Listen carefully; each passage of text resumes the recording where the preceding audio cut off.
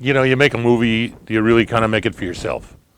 And a lot went into that, the making of that. It was a very passionate film, and it was kind of an insane process. And when it was done, like every movie, you know, it's done.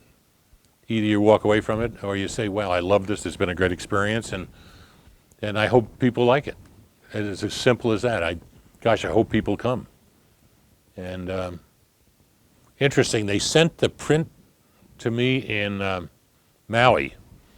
I was staying in Maui. I got a house there, and I ran it in a local theater to see the quality of the picture.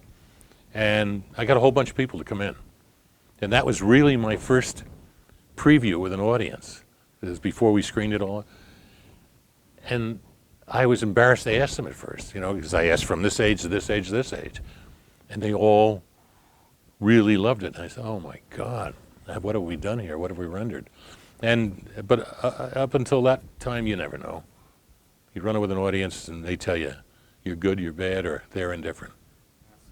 Yeah, I know what you're trying to ask. Like a genre film. I mean, I had no idea what I was making. Honest to God. I mean, I had how many kids, how many Goonies were there? 27 or 30?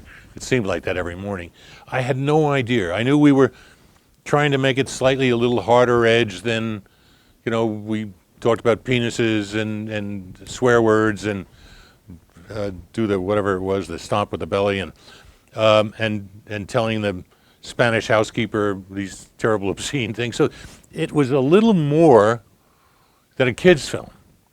And how far it went the other way, I have no idea. I didn't have any idea when we were doing it. It was just, as I said, you settle into something that works for you personally.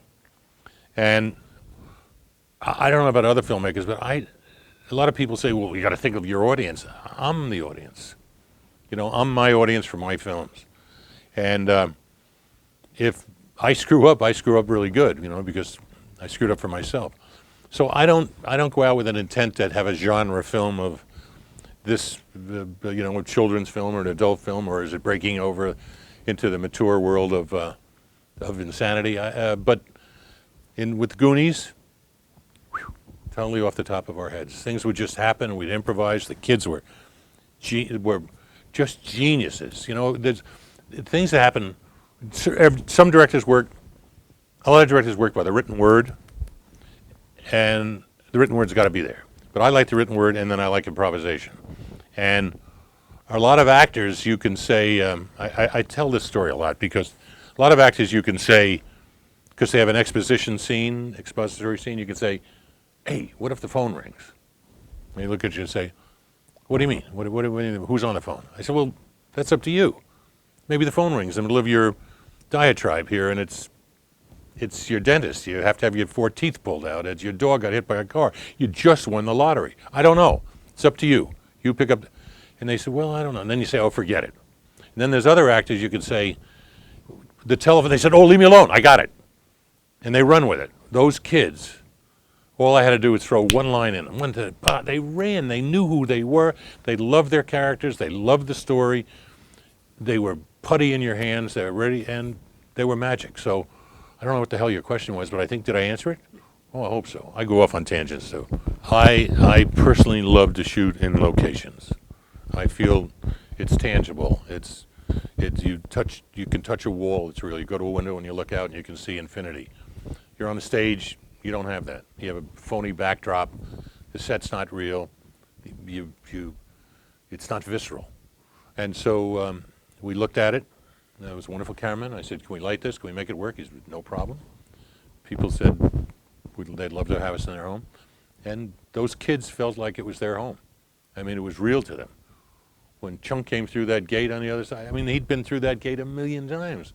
Oh, guys, not again, you know. And the Rube Goldberg that made the gate open, and everything felt real, and you could go from inside out, inside out. I love that. Well, yeah, I'll tell you this. I'd like to do Goonies 2. A couple of writers came up with a good idea. We've been trying for a lot of years to find the right writers in the right situation. Whether that's the one we're going to use, I don't know. There's reluctance. on Warner Brothers' part, because I don't think they believe there's that following when you can't go anywhere in the world and mention Goonies as a club or a following. Um, and Stevens Company, believe it or not, doesn't think they want to put up the money for it. But there are companies that have come to us that say they will finance it with Warner Brothers. So my next step is to go to those companies, make the deal with Warner Brothers, raise some money, and start having some scripts written. But I guarantee you, whatever script is done, it'll have as many of the old Goonies in, as well as new Goonies. And our story, where the new Goonies were being introduced to who they were by Data, and his English is not very good, so how do you say Goonies with a Chinese accent? Gloonies. So Gloonies. So these kids are raised knowing about the Gloonies. They know nothing about the Goonies. It's all going to happen. It'll happen. It'll happen. Enough you write in, complain, say, where is it? We want to see it. You'll see it. I promise. And it'll be the old and the new.